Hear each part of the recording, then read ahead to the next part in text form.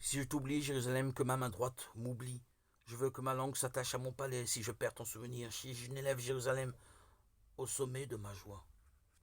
Comme une trace, ce verset traverse la mémoire de nos racines, sans que nous sachions bien où il nous entraîne. Il y a évidemment la suite qui instaure la pénombre, la mi-teinte de la justice contre soi, que ma main droite m'oublie, et se révèle alors une profondeur de la parole qui oscille entre nostalgie et châtiment, plainte et imprécation.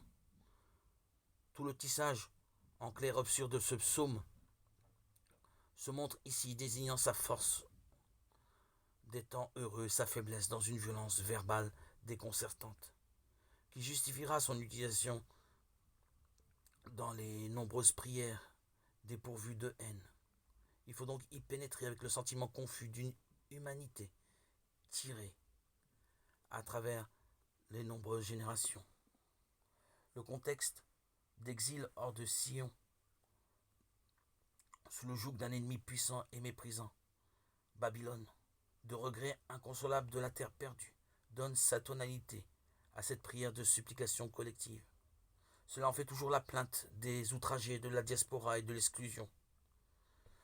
Tout commence sous les arbres au bord du fleuve, dans le silence des voix et des instruments de musique, comme un écrasement des raisons de vivre sous la mort des signes.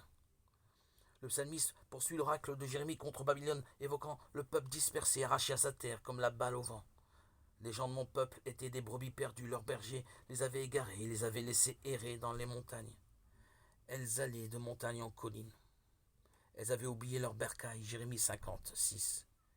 Et la réponse vient au jour, dans le refus manifesté par le silence des lèvres et du cœur.